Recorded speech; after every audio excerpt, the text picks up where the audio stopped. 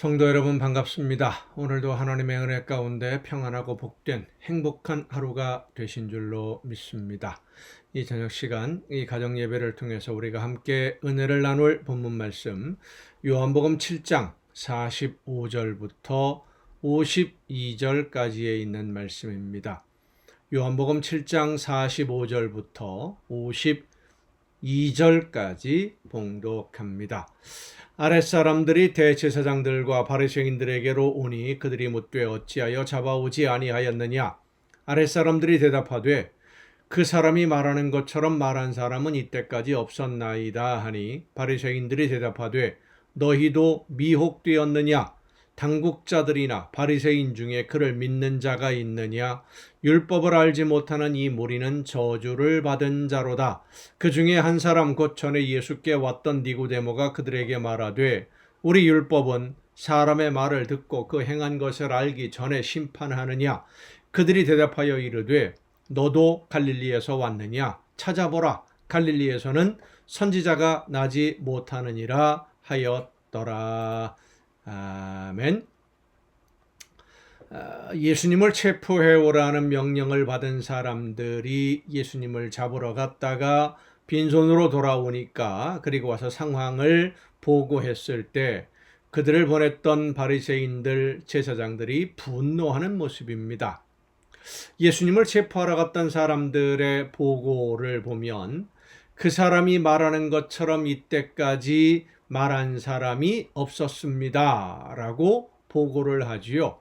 그 사람이 그러니까 예수님이 말하는 것처럼 예수님이 하나님의 나라에 대해서 율법에 대해서 안식일에 대해서 설명하는 것처럼 이야기한 사람, 그러니까 알아듣기 쉽게끔 사람들의 마음속에 와 닿을 수 있게끔 그렇게 말씀을 편안하게 쉽게 설명해 주는 머리에 쏙쏙 들어오고 가슴에 와 박히는 그런 말씀을 전해준 사람이 없었다라고 보고를 하는 이 사람들, 예수님을 잡으러 갔던 사람들이지요.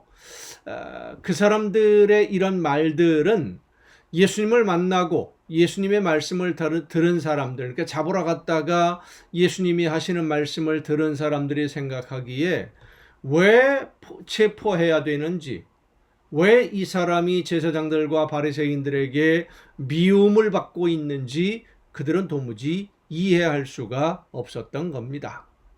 바리새인들이나 제사장들은 예수님에 대해서 저주받은 자라고 비판하고 있었고 예수님의 말씀을 듣는 사람들, 예수님의 말씀을 긍정적으로 받아들이는 사람들조차도 저주받은 무리다, 하나님의 자녀가 아니다 라는 식으로 판단하고 있었는데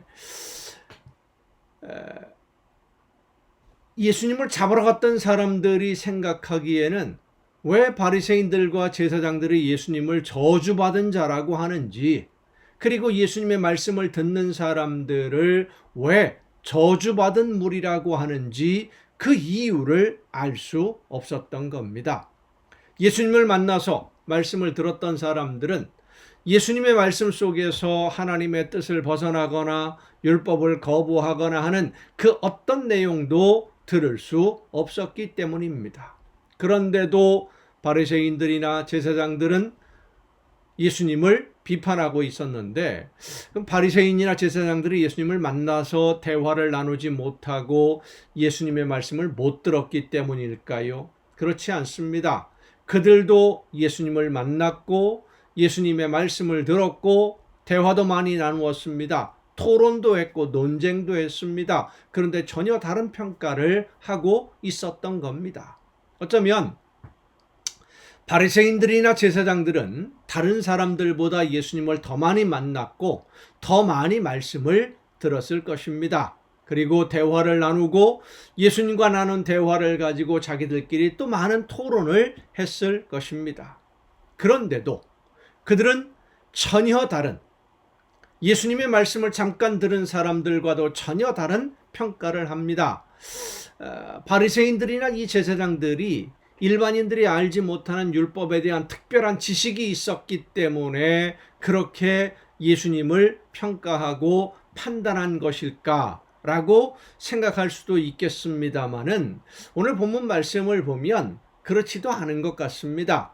그들이 특별한 지식을 가지고 하나님의 뜻을 알기 때문에 하나님이 원하시는 것이 무엇인지 일반인들은 모르는 특별한 지식이 있었기 때문에 예수님을 반대했던 것이 아니라 예수님이 자기들의 권위에 도전하는 것처럼 보였기 때문에 그렇습니다. 갈릴리 출신의 한 젊은 청년, 배운 것도 없고 전문적으로 율법을 연구한 사람도 아니고 바리새인도 아닌 한 젊은 청년이 자기들의 권위에 도전하는 것을 도저히 용납할 수 없었던 것입니다. 이런 그들의 모습이 이제 52절에 나타나게 되는데 니고데모와의 대화를 통해서 니고데모가 이야기를 하죠. 율법이 사람을 확인하기도 전에 죄를 확인하기도 전에 그를 죄인으로 판별할 수 있겠느냐라고 이야기하니까 너도 갈릴리에서 왔느냐 찾아보라 갈릴리에서는 선지자가 나지 못하느니라 라고 대답을 합니다. 갈릴리라고 하는 지방 유대인들에게 있어서 그리 환영받지 못하는 지역입니다. 서민들이 많이 살고 있는 지역이고 가난한 사람들이 많이 살고 있었던 그런 지역입니다. 자, 이 니고데모는 예수님을 직접 만났고 대화를 나누었던 사람이지요. 밤에 찾아왔던 사람입니다. 영원한 생명에 대해서 거듭남에 대해서 예수님의 말씀을 들었던 사람이에요. 이 니고데모가 다른 바리새인들에게 율법을 근거로 무죄 추정의 원칙을 이야기하다가 그만 면박을 듣습니다. 니고데모가 하는 이야기는 합리적이고 논리적이었는데 바리새인들과 제사장들의 주장은 합리적이지도 않고 논리적이지도 않습니다.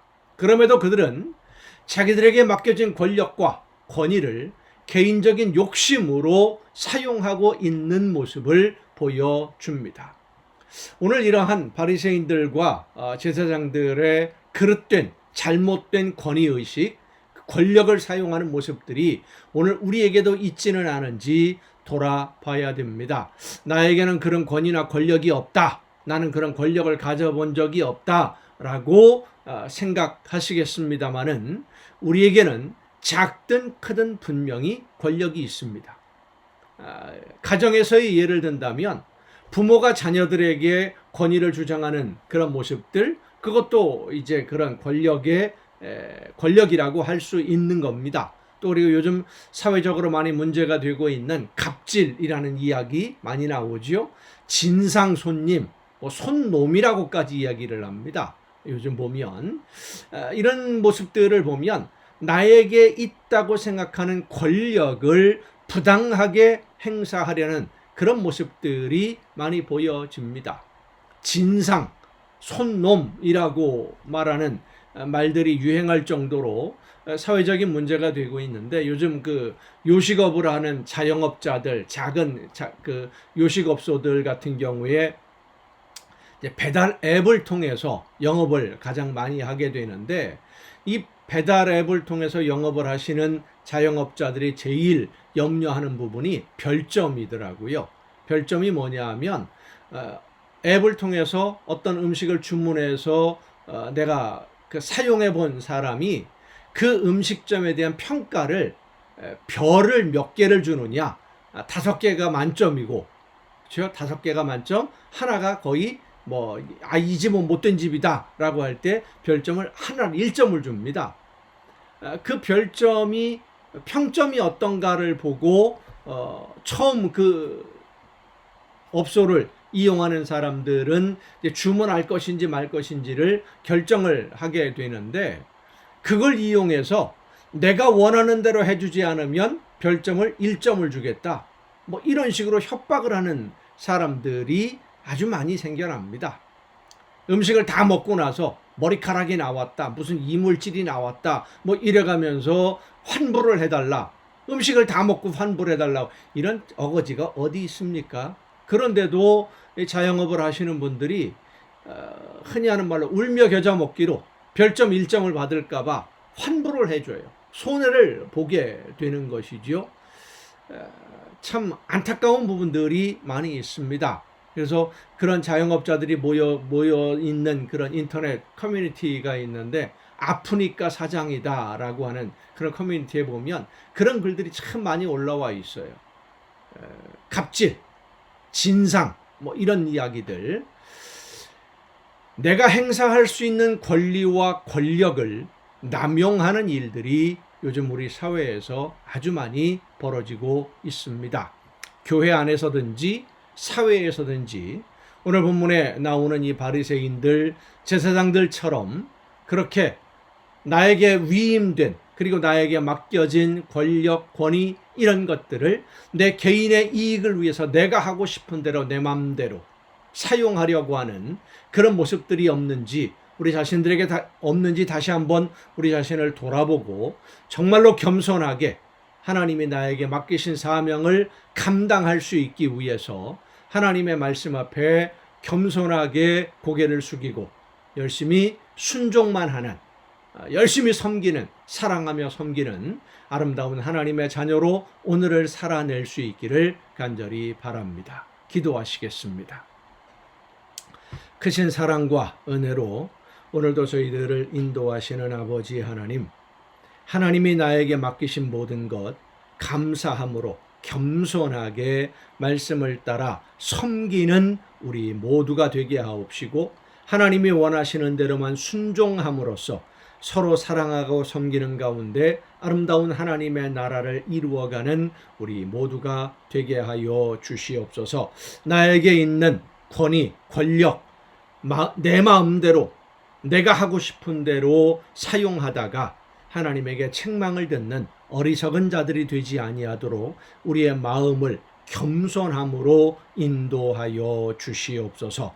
이 모든 말씀을 예수님의 이름으로 기도하옵나이다.